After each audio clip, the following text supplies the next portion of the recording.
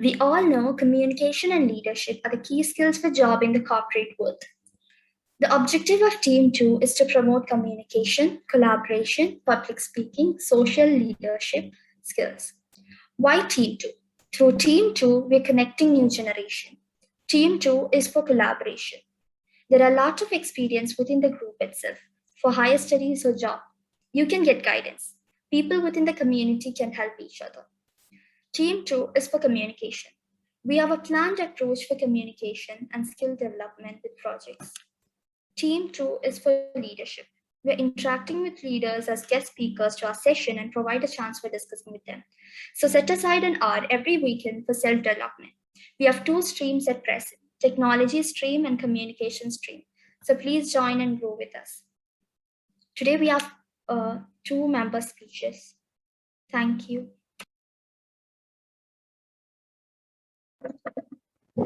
Okay, so today we don't have any guests. Actually, we are all having members talks. So let me call Lubna. I think she can talk about.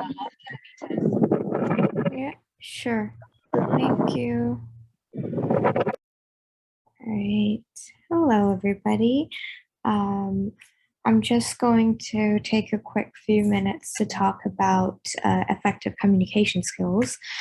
And after that, we will pass it on to each of our members who will be talking or giving speeches today. So some of the things that to keep in mind is in terms of a listener or an audience is showing that you're actively listening. And in case, I know this is a virtual setting and all of us are off camera, but if this was played out differently with cameras on, or if it was an in-persons, always showing up a very responsive and connectful body language. And this will allow the presenter to feel that their audience is trying to connect and are not bored of their session. So in terms of, it's always, for example, no looking up into your phone while somebody's presenting, no sitting and turning back or looking at the clock, stuff like that, which will demotivate the presenter.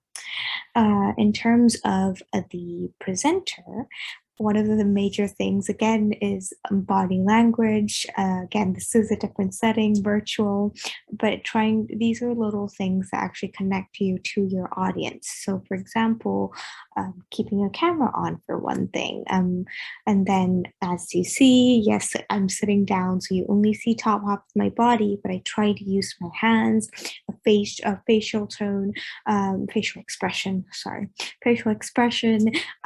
to portray my enthusiasm or my energy level to the audience. Another huge plus when an effective concept or skill would be is the tone of voice. Making sure you do not just speak monotone. I always use this example. So think about any of your favorite songs and imagine of them just saying the words with no high or low variance. It's not going to be that nice. That's not going to be your favorite song anymore, right? You do like it for that rhythm, that tone.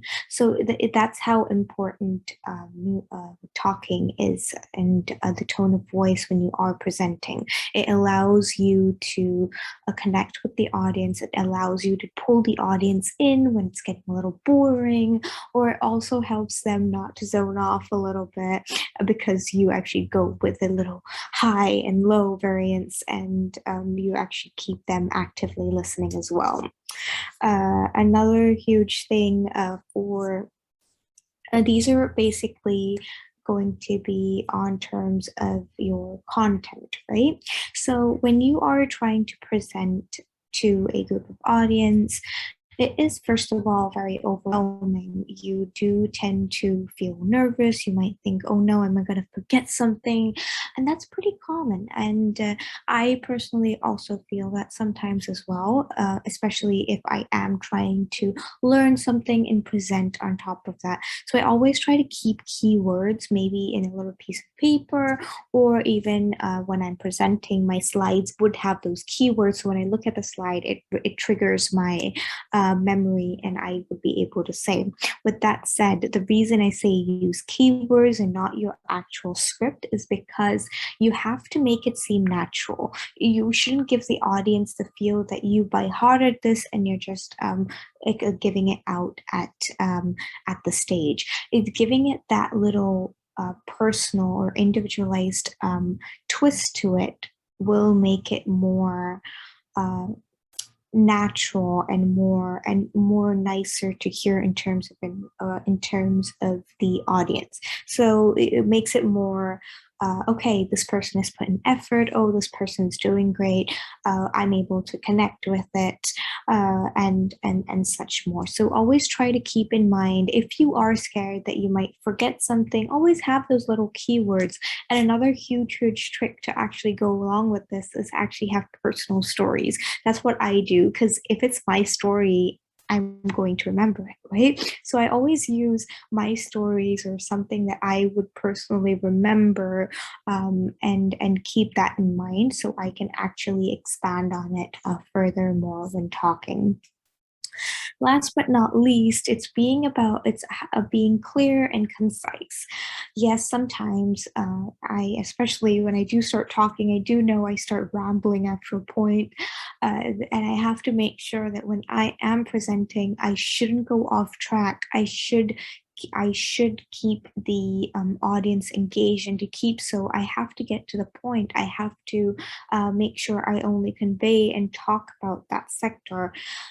So one of the basic things for that is because right now social media is a huge distraction field, and even those videos or reels, if you may say, are 7 seconds, 30 seconds long. That's how much our attention span is. It's kind of changing over course. So our attention span is much smaller. It's hard to keep people engaged for larger portions of time. So keeping your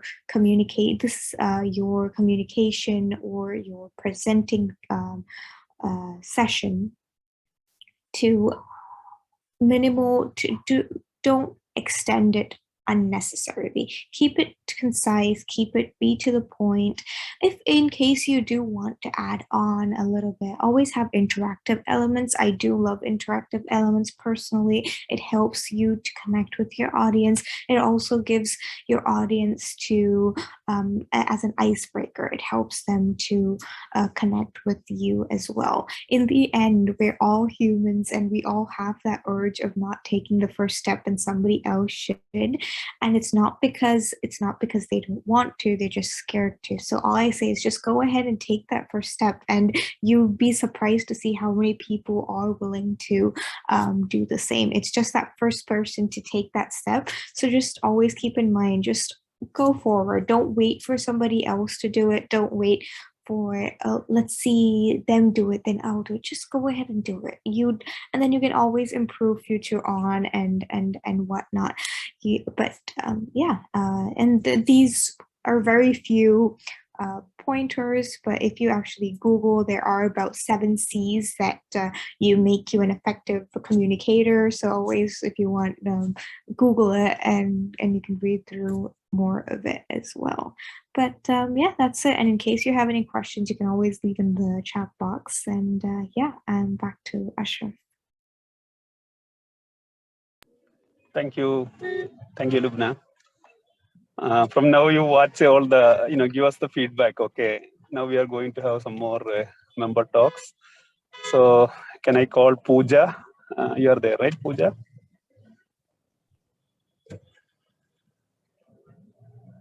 Hello.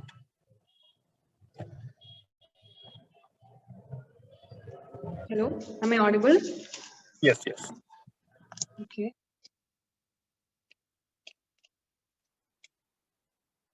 Can I start? Yes, please. Thank you. Good evening, everyone. I'm Pooja. I'm from Thrissur. And today I want to speak about how to stop being insecure about yourself and build self-esteem. Yeah. So it is normal to have down days where you feel you can't seem to do anything right, or you don't feel like yourself. But when you feel this way all the time, that can take a toll on your every aspect of your life, from mental and physical health to how you perform at your job. But the good news is there's always a way to build up your self-esteem. While it will not happen overnight, but with the right strategies and mindset, you can take steps towards changing the way you feel about yourself. So here are a few things that worked on me, that helped me to work with my insecurities. Affirm your own value. So you should start appreciating yourself and take a note of all the things you're doing right, because we always focus only on the things that we are not doing right. So make it a habit to note everything you're doing right and appreciate yourself. Taking care of your needs first. If you're always looking after everyone else's needs and forgetting your own, you're not valuing yourself enough. So learn to prioritize yourself. Spend some alone time and take yourself out to your favorite restaurant, talk to yourself and all that. The next thing is to embrace the awkward. Talking about myself, I am a very introverted person, and I usually avoid people. I hate public speaking, and that's exactly why I'm here today. I'm here to work on my insecurities by working on it. So the first thing you need to do is to accept the fact that you're lacking in something and then work on it. So when you start accepting it, you feel more comfortable in your own skin. Spending some time with your favorite people. There's nothing like surrounding yourself with loving and supporting people to build up your confidence and make you feel accepted for who you are. Stepping away from trouble.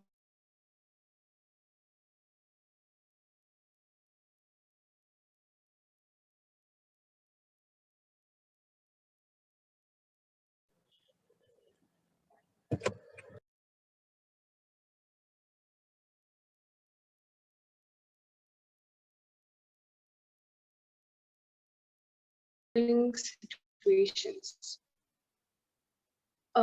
Think about all the things that made you feel insecure. Who were, what were you doing? So when you start noticing the people and situations that you flash your self-esteem, that can help you find out what to avoid. If your so-called friend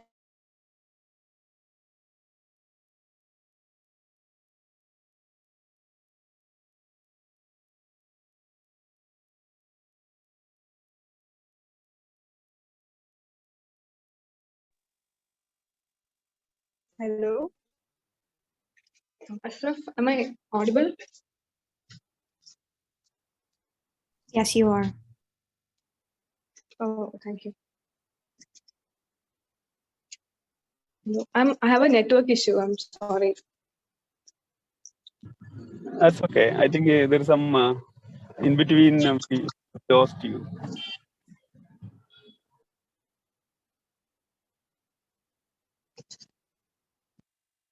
Yeah. Yes. Yeah, now you are Reflecting audible. on the good. Yeah. Thank you. So celebrate every small success of yours. You know, when you start working on yourself, it's very hard at first because the process is very slow and hard. So you need to start appreciating every small, all counting all the baby steps and celebrating every small success of yours, and be proud of what you're doing. Here are a few tips that can help you feel better when you're insecure. Say compliments people have given you, like write it down or take a mental note and go through that when you feel a little low. And the last thing is to work with a therapist, which I've been doing for a while and it helped me a lot. So sometimes we cannot do it ourselves, like we cannot um, you know what I mean. So speaking with a qualified therapist can help You explore your fears and insecurities by understanding their origins. So these are the few things you need to know before you start working on your insecurities. Thank you.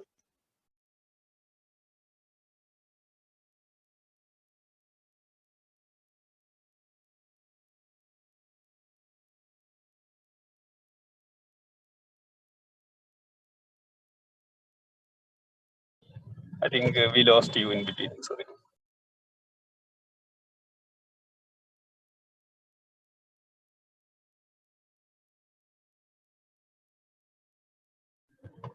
Hello.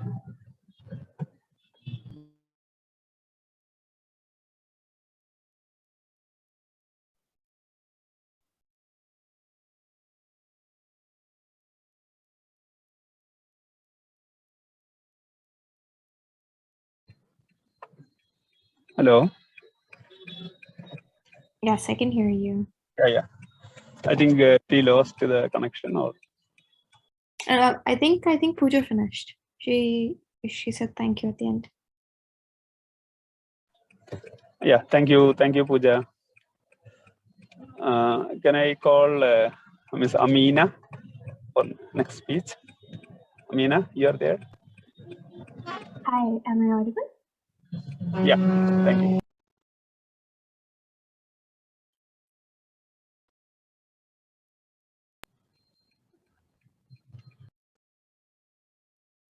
Hi, can you hear me? Yes, I can. Yes, I'm. Okay, thank you.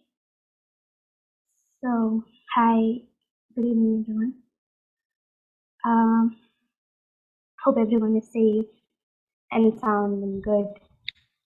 May the odds be ever in our favors. So today, I know Team 2 focuses more on the empowerment and leadership aspects of everything, but let me choose this chance today to tell you something a bit different. Honestly, I had no idea what I'm going to say tonight. When Ashraf texted me and said that I'll have to speak, I was sure that I had things to say.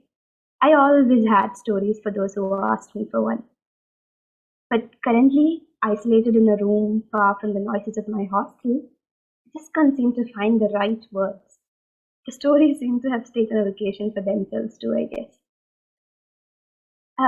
It's not about being alone. I've always loved being alone. The silence of the room and the occasional sounds of a dog barking out in the distance, or someone ringing the doorbell, none of it actually scared me. I was happy alone because maybe I just got used to being so alone for a long time. But this time there is something different. The feeling of being alone has come tagging something along with it. I don't know exactly how to name it, but I'm slowly finding myself amidst the nothingness in here. I'm slowly understanding that I am a sad person from within who longs for a happy ending. Who wouldn't want a happy ending, right? But trust me. But for a long time, I believed I am never going to have a happy ending. Everything I dreamt for, every person I met, every success I came across, all the failures that made me cry, I have always drawn a line. I always believed that there was no way I could wish for more. There was no way I should dream big. There was no way I'd become someone great or unforgettable. There was no way success would ever like my resume. And that's what I believed. Maktub is what they call it. It's written, is what they say about it. My life, yours, and everyone's, it's written. Every day we live a page that has everything in it. The look we had when the sambar they gave for lunch tasted like water, the way we turned down the offer from the company that said we'll pay you more, and how the footpath we walked upon yesterday returning home had a little birdie bitten by dog. All of it was written. If it's written, then why bother living it? Was the question I had so far. Someone out there already knew every next move that I would make in my life, every smile I would smile, every tear that I would drop. And why bother? Why should I even try? I'll just let it be. I'll just let it happen on its own. I'll just Sit here, do nothing, and let it happen in a flow. Is that what's that I thought I'll do? But once I found myself alone in here, suddenly far away from the hustle and bustle of the hostel that held so many different lives, living, laughing, fighting, and surviving each day, it struck me. I was wrong. The book that had it all written wasn't supposed to work the way I thought it should. I shouldn't have let it have its own way. I should have lived it. I had to live it. I had to see what each page held out for me. I had to see the smiles it brought, the tears it dropped, the fights it made, and the lives I met. I had to live it. One page a day. And every night, as the book closes, I should be curious as to what it brought tomorrow. Embrace it with my heart and soul. And like that, one page at a day, I should wait for it to end. Just like any other book. I should not let it be. I should read it till the end. Who knows? Maybe my story would be the tale of the era, or maybe the biggest flop of the century. But I wouldn't know until I finished it, right? Thank you.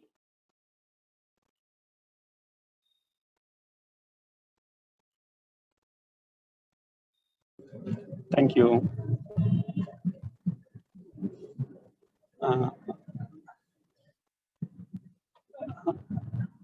Hello.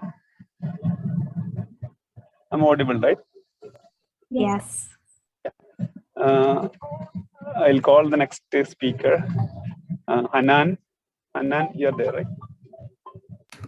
Yeah.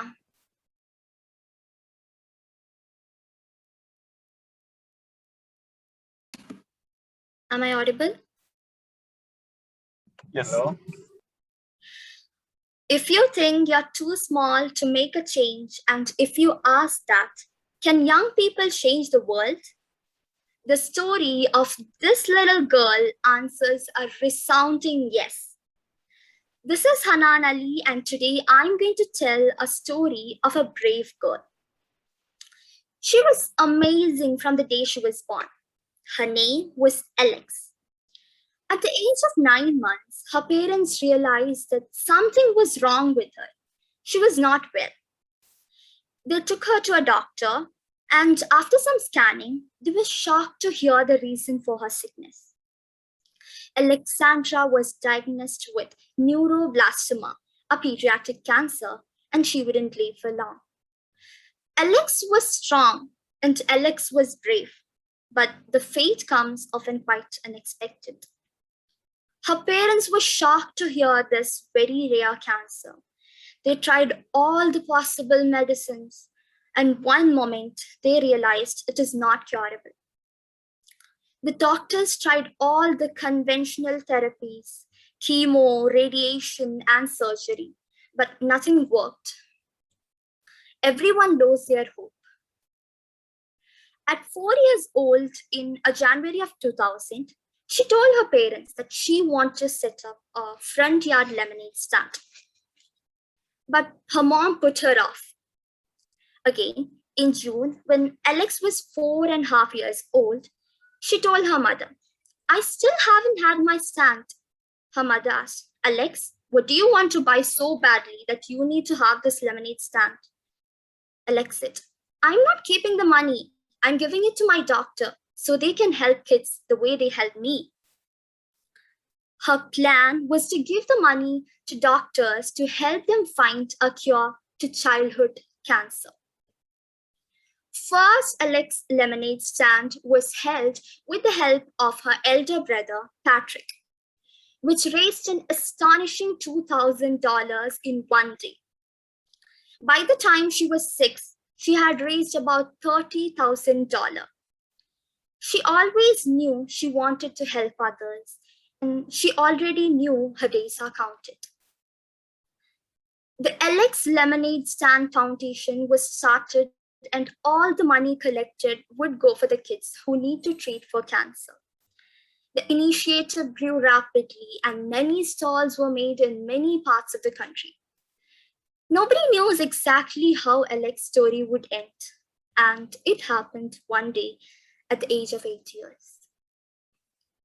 I think many great lessons can be learned from Alex's story.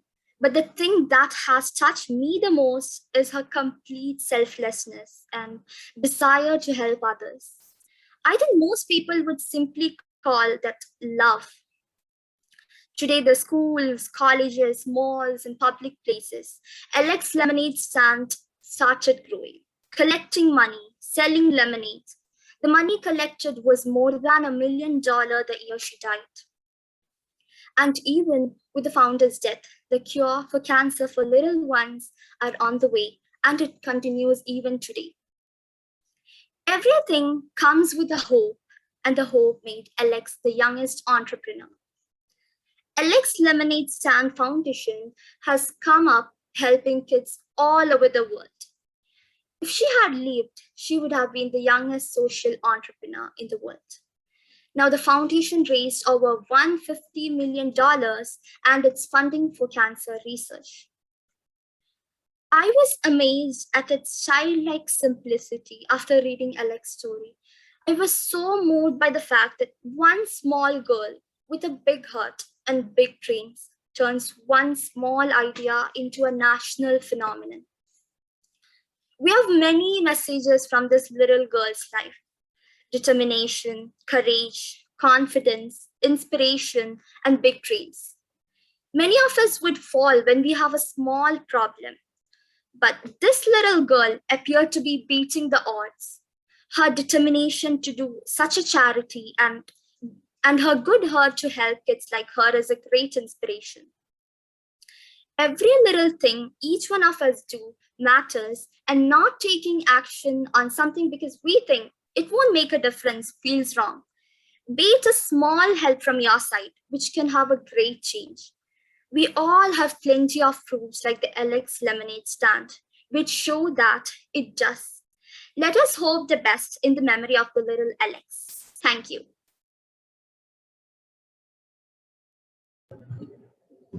Thank you, Anand. I'll call our next speaker, Amna. You are there, right?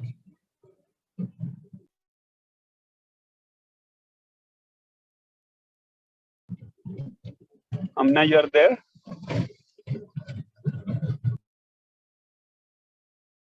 Hello? Hello? Yes, we can hear you. Am I audible? Yes, you are. The greatest lesson from the Bwala. Have you heard about the Bwalas? People from Mumbai will be much familiar with that term. They are tiffin box supplier in Mumbai, become world famous for their service. What made them popular are their simplicity and zeal of work. Top-notch university like Harvard and leading companies like Microsoft, Accenture, and SAP have invited members of this association and done detailed case studies on their functionality and business models. Entrepreneurial lessons have etched out some of the most important teachings that the Dabwalas can provide to lead a startup to success. What is special about the tiffin box supplier made the name in the most efficient service across the world? There are entrepreneurship, leadership, and management lessons people learn from Dabwala. What Dabwala do? They supply tiffin boxes. If you are at work, your wife or mom can send tiffin boxes to office.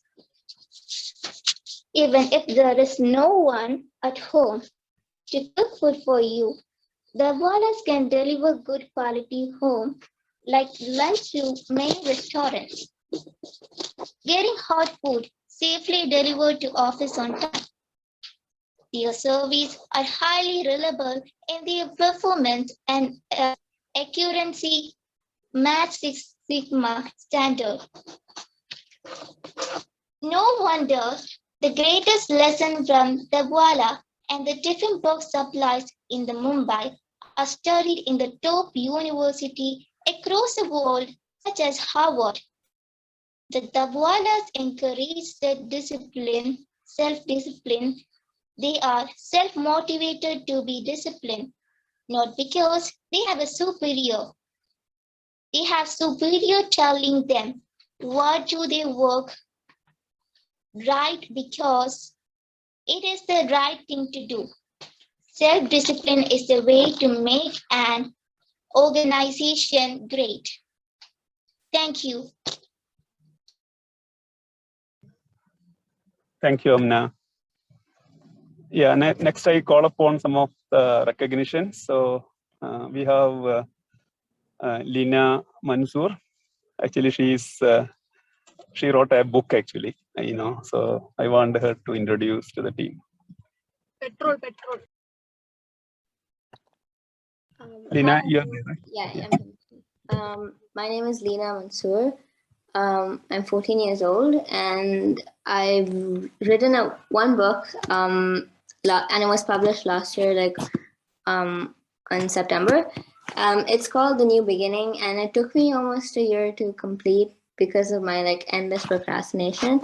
But the book is mainly about 4 young girls who embark on an adventure of a lifetime to a magical but dangerous world where all sorts of creatures roam. They then find themselves entangled in an alternate world of mystery and danger, wondering if they will ever find their way out. I'm still but that's a summary of the first book I've written, and it's on Amazon. It's 20 dirhams, I think, 20 or 30 dirhams, and I'm working on my second book right now. Not done yet, but the goal is to finish it by this year, hopefully. But yeah, that's just a little bit about me. Yeah, thank you.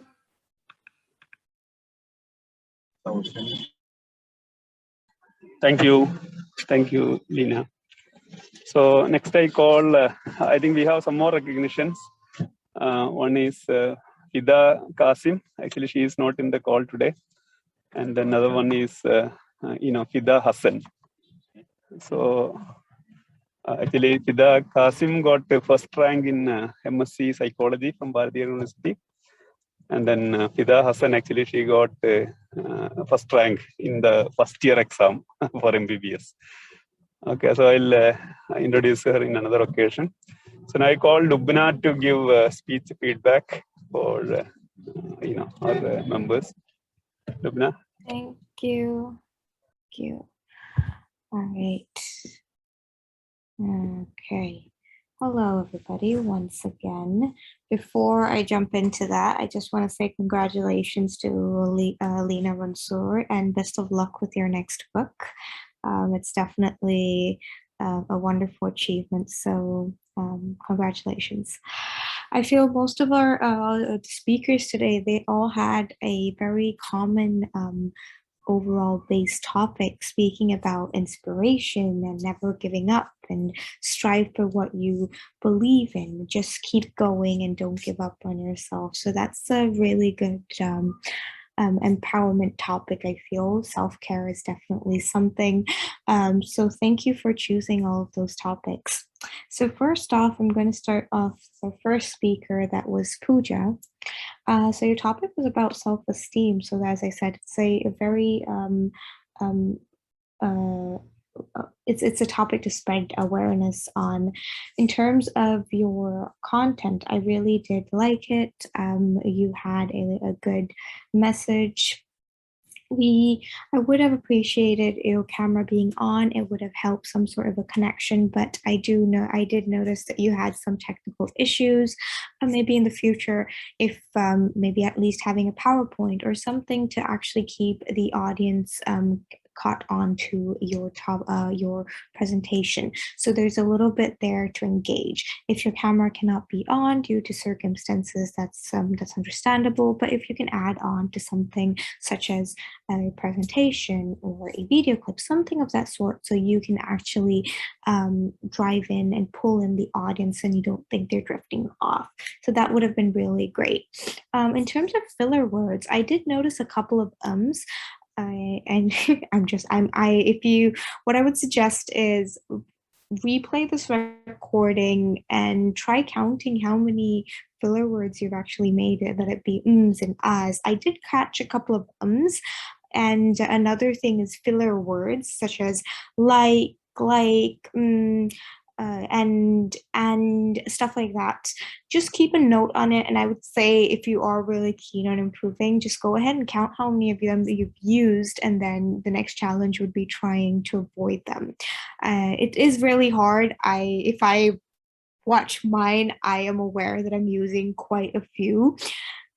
A best way to minimize it is to pause, don't say anything, just keep quiet until you remember your next point. So that's a little tip to improve that.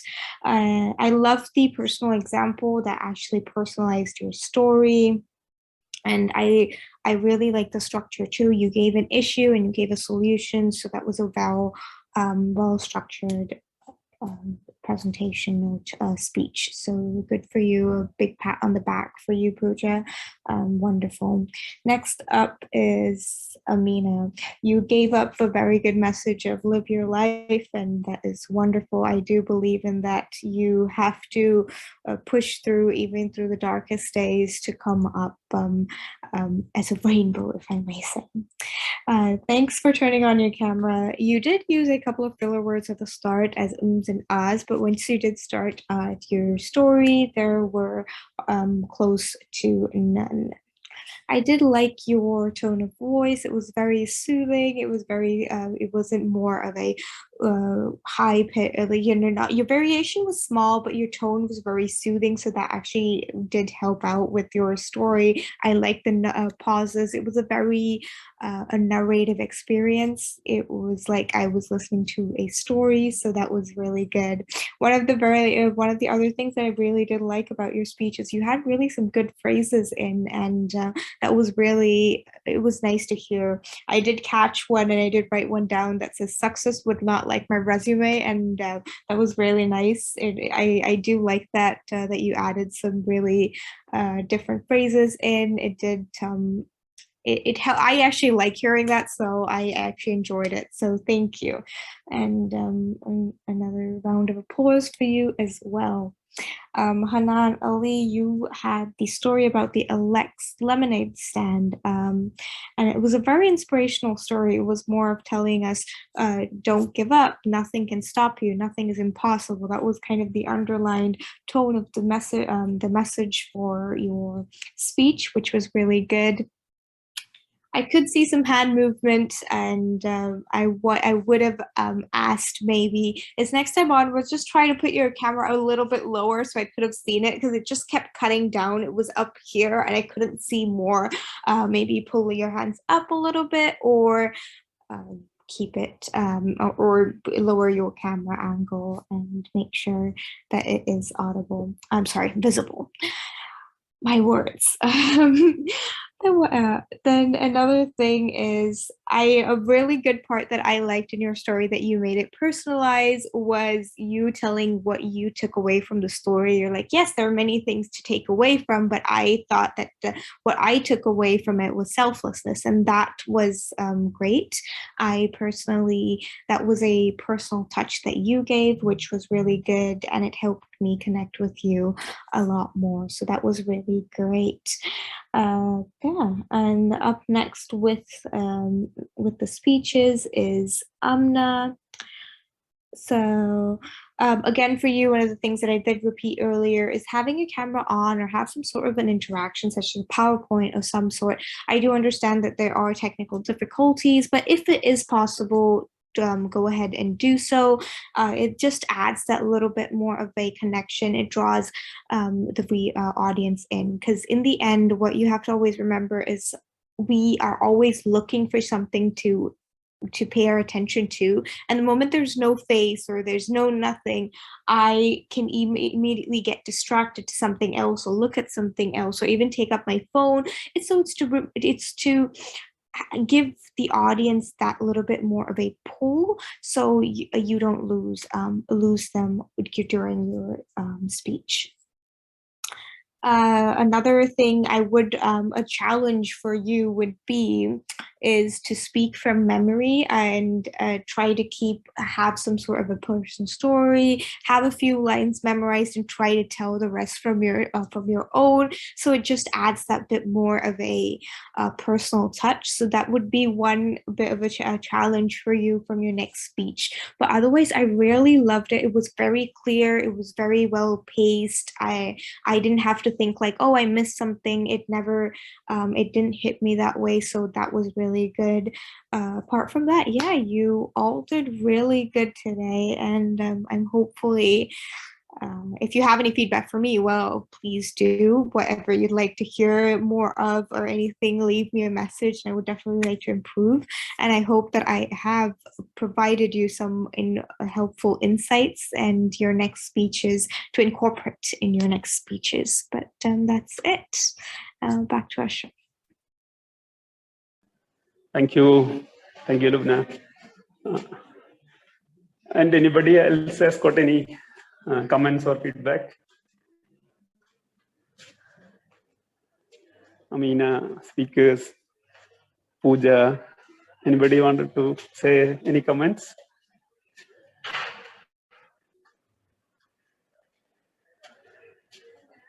Hi, am I audible? Hello? Yeah.